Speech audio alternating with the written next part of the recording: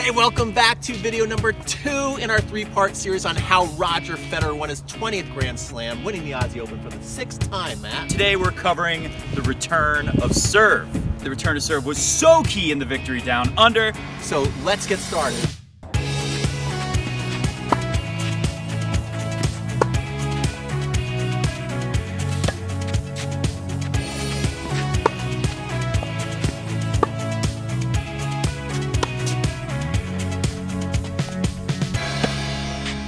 To get into it, and we just want to remind you, if you guys like these videos, make sure you smash the subscribe button and give it a Johnny Mac touch like. So tip number 1 is all about getting that return inside the court. You got to get your feet inside the baseline to take that ball earlier. It worked really well for Roger throughout the entire tournament, but it worked especially well against Cilic. And where you can really use this is returning second serve. Now, I know most of the players you go up against are probably not going to have a second serve like Marin Cilic.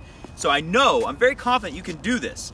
Roger, this is a very interesting stat for me from the match. Roger was inside the baseline returning Cilic second serves 91% of the time.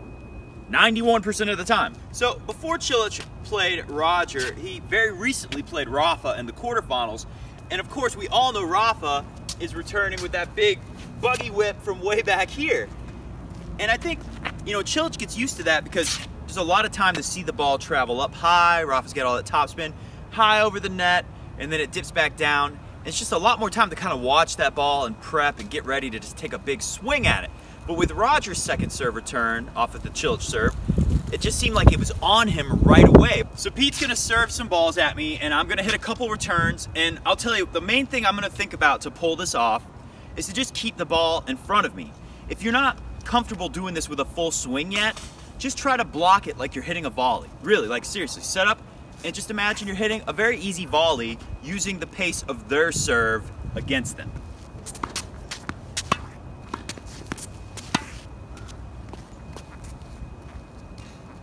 So notice all these returns I'm hitting just like I'm hitting a volley. I just imagine it's like a volley. If you want to try to take a full cut instead of just blocking it like a volley, all you got to do is just keep the backswing almost in front of you still. Keep it very short. I like to think about it, keeping it in front of my hip.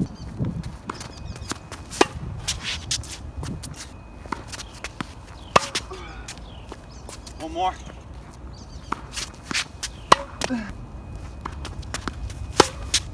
All right, so there you go. It's not that hard. Just commit to stepping into the court. And if you want to take a crack at it on the forehand, my favorite tip, backswing should feel like you still have the racket in front of your hip. Obviously, when you drop and do all that, it'll go a little past, but as long as you feel it in the setup, you're gonna be okay. All right, I'm gonna hand it off to Pete to talk about tip number 2. But before I do that, real quick, I just want to give a big thank you to our sponsor, Health IQ. Health IQ is responsible for bringing you this awesome 3-part series. Health IQ uses science and data to save you a ton of money on life insurance. Look, I know because you're watching this video, you play tennis. And guess what? Just the simple fact that you play tennis, Health IQ can save you up to 33% off of what you might be paying for life insurance. So go to healthiq.com/crunch time, or you can just click the link in the description below. Take the quiz. They can tell if you actually do play tennis or not based on how well you score on the quiz. And if you do well enough, they might be able to save you, like I said, up to 33% on life insurance. That's a heck of a deal. All right, Pete, take it over.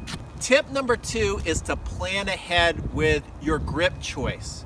When you are receiving a second serve especially, after a couple games, you kind of know where your opponent is going after. Are they going after your forehand or your backhand, and how fast it's coming, and where is it laying in the box? That gives you an opportunity to kind of cheat a little bit on your grip. You notice many pros nowadays, back when I was growing up, it seemed like almost everybody was in this handshake grip, very even and neutral, so they were ready for a forehand or a backhand. Lots of people used the continental grip back then too, so one grip kind of fit all. Now today, since there's so many big forehands, semi-western grips are very prevalent, where you see Rafa Nadal staying like this. And also, I think sometimes Roger looks like he cheats a little bit over to the backhand side if he's being picked on, and then you can really decide, am I gonna be hitting a big topspin backhand return or a chip shot? So make sure that you kind of make up your mind what grip you're gonna do before that second serve even comes over, so you can plan out your points. All right, so tip number 3. I know you've probably heard of serving variety and how important that can be. Well, this is a pretty cool concept me and Pete have been talking about. That's why we're both on camera for this tip, because everyone's different. We're gonna have a conversation. What do you think about the idea of return variety? Return variety was very apparent in the first set, especially against Cilic, where Roger was really mixing up his topspin returns on the second serve and his chip returns. So we're kind of building that idea of once you decide what grip you want to use, now you're deciding if you're going to be hitting topspin or slice and really mixing it up. Yeah, it's important. Like earlier in the first tip, I was saying, you know, if you're not comfortable taking a crack at it standing inside the court, taking it this early, just play it like a volley. But as you get better at that, start experimenting with cracking at it, because if you can really like blast one and get it in, or just even, what do you think about this, Pete? What if you blast a return on their second serve and you miss by a couple inches, let's say? You think maybe that kind of scares them into double faulting in the near future? Absolutely. Even though you lose that point, you kind of lose the battle, you might win the war, because now they're thinking, oh man, they can really crush a ball. If that ever connected, I'd be in big trouble. But don't do it too much, because you don't want to give them a ton of unforced errors. That's why, what would you say? In the comment below, if you actually know the number, what was the ratio? I would say Roger definitely, he's hit more chip slice returns than actually coming over it overall, right? Yeah, I think that's a big tip out there. Is just because you're having a second serve and just because you can crush it doesn't mean you have to do it all the time, and it doesn't mean that you're not playing offensively. Roger clearly was inside the baseline, but what he was doing, I counted, I'm guessing it was like a 2-to-1, 3-to-1 ratio, where he was chipping about 3 returns and then he'd come over one, but he was always inside the baseline, so that ball was still getting on Marin Cilic pretty quickly. All right. Well, there you go, guys. Those are your 3 tips on the serve return. Remember, just think about it like this. I'd say my big takeaways, let me know if you agree, Pete, are get your feet inside the court, keep the ball in front of you when you make contact, and mix it up, because return variety is going to do a lot to your opponent's mind. Yeah, that's good stuff. I think we should come with another video, 3 videos for this. That's right. Should we tell them what video 3 is about? Should we? I think we should. Okay, we'll tell them. Video 3 is coming in 2 days. Pete, what is it? It's about the Fed backhand. A lot of people out there were unhappy. You know, I do the coffee break tennis. I read lots of comments and tweets. A lot of people said it's not as good as before. It's not as good. I'm willing to say it might not have been as flashy as before, but I think it's better than the last Australian Open. Better. So, some people might disagree with me, but I think overall Roger did a better job using that stroke, that backhand, to win the tournament. We'll find out in video 3, so you guys better tune in.